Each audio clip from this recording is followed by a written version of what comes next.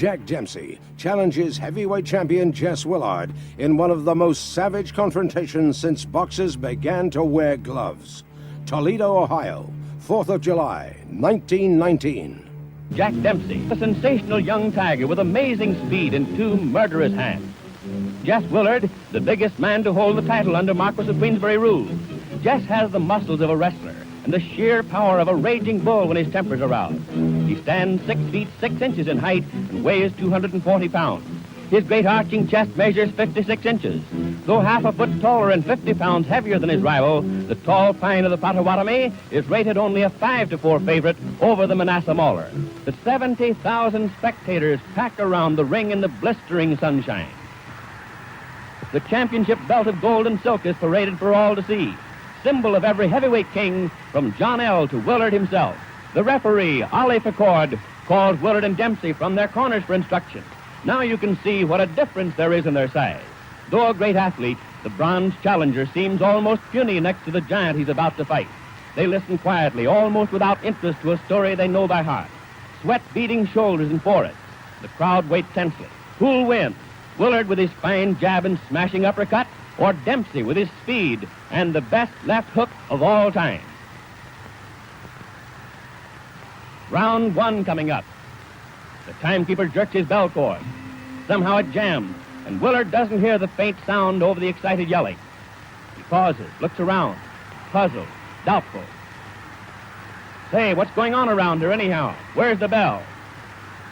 There it is. So the big fight begins, and Big Jess moves easily into action. The mahogany-hued Dempsey circles, moving in and out with cat-footed quickness. The champion wants to keep Jack at long range with his poking left jab, but Dempsey won't let him do it. He's never still for an instant, bobbing and weaving around. It looks like a test of speed against power, and Willard has no chance to get set against Dempsey's speed. At such a pace, there's a lot of missing and a lot of clinching. It's bound to be that way, but it's only a warm-up so far. Each is trying to figure out the other's defense, to open him up, nail him with a punch. The challenger crowds keeps on crowding. The instant he's in the open, he moves back again. His left whips in tirelessly and often. The blows miss or graze Willard. Dempsey hasn't the range yet. Jess holds whenever he can, but that's Jack's meat. Nobody's strong enough to tie him up for long, and trying to hit him is like trying to hit a sunbeam that moves away. Dempsey's hands are in motion all the time.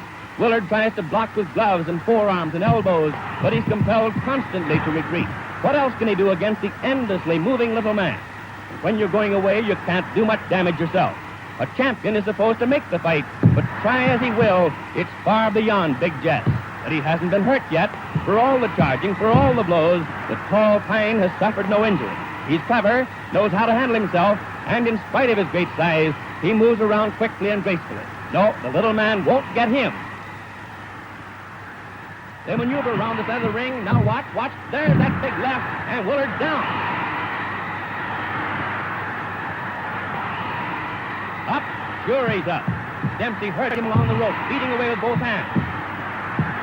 There's that left again, and Willard's on the floor for the second time. The champion's dazed, groggy, but he's game. He's up again. The fist drumming on him. And down he goes. Falls along the floor like a wounded animal, crouching with his back half turned as he arrives.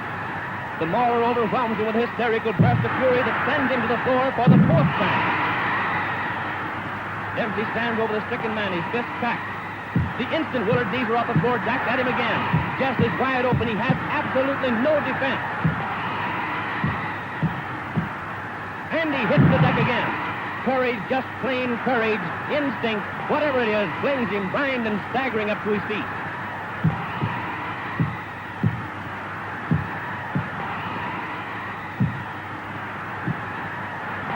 Willard reels around the ring, powerless, with Dempsey pumping rights and lefts into him. Clear across the opposite corner, and there he's taking it again. How can the man stand it? And there he falls, his gloved hand feeling for the rope, trying to hold himself up. Then, painfully, he drags his racked body to a half-erect position. But a right smashes into his side. Other rights crash to the head, and Willard collapses into a sitting position, dazed and helpless, after the most murderous beating a man ever took in the ring. And there's the bell. But no one hears it. Dempsey turns away. He seems doubtful, puzzled. Turns, and others rush jubilantly into the rope square. It's all over. The quickest heavyweight knockout on record. Jack hurries out of the ring to avoid the crowd.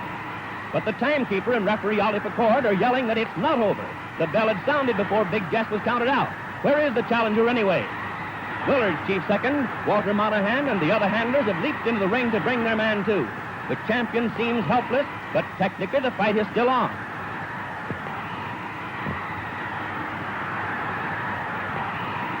Doc Kearns rushes to the rope. Jack, hey Dempsey, come back, come back.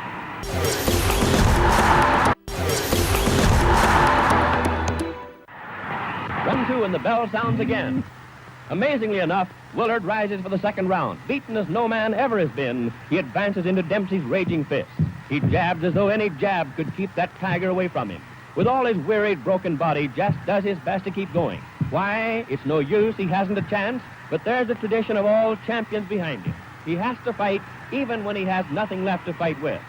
Jess may not have been a great champion, but no braver man ever laced on a pair of gloves. If he quit under punishment, no one would blame him. It's courage, nothing but magnificent courage that's holding him on his feet. No matter what he does, he can't get away from that tiger who's stalking him. His arms and legs are heavy with exhaustion.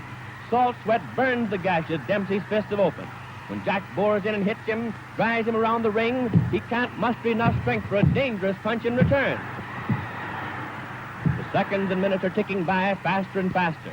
There isn't much time left in the round. If he's to get his KO before the bell rings, he'll have to do it in a hurry. But Willard's only thought is to protect himself, and weak and tired as he is, it's no cinch to get him set for the finishing punch, even when he's driven helplessly back against the rope. He wobbles about and clinches, does his best to save himself from his relentless foe. There are only a few seconds remaining now. No chance for a finishing blow. It's too late.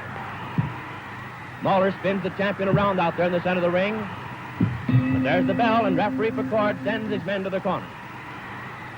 Back in just a moment. Round 3, and at the start of the third, there's no easing up in Dempsey's attack. His left hook still thunders. In the clinches, Willard is no longer strong enough to make even a pretense of blocking the uppercuts that shake and hurt him. Still, the clinches are the only sanctuary left him. Out in mid-ring, he's helpless. He's lost all coordination between brain and hand.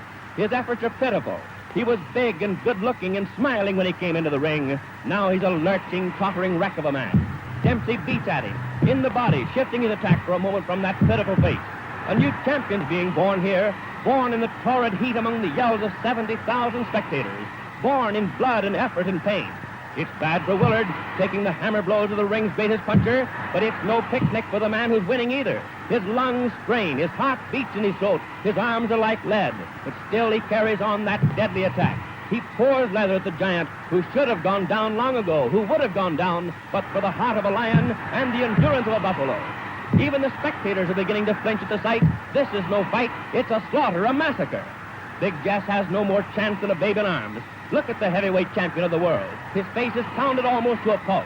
His tired, dazed eyes peer through a mask of blood. It's dripped down over his body, stained his trunk, spotted his legs. Even Dempsey's smeared with the sanguinary fluid. Each time the Mauler goes into the clinch, he gets more of it. Why doesn't the referee stop it? Why? But Ollie Pickard comes from the old school. There's only one way for a champion to finish, they say, and that's on his back.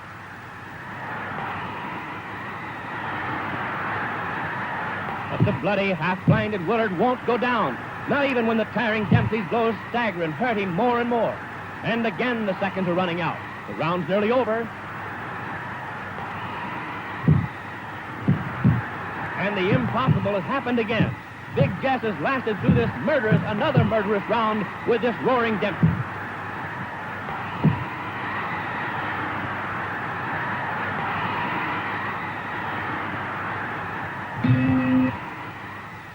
Now coming up to round 4, but Willard can't come out for the 4th round. His nose and cheekbone are fractured, ribs broken, half a dozen teeth knocked out, and he's hardly strength enough to rise and shake hands with his conqueror. In this most unusual of fights, an idol has been born.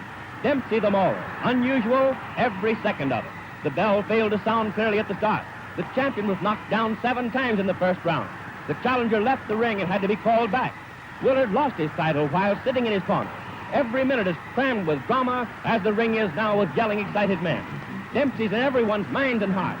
Dempsey the killer, Dempsey the champion. They'll see him in action for 8 flaming years.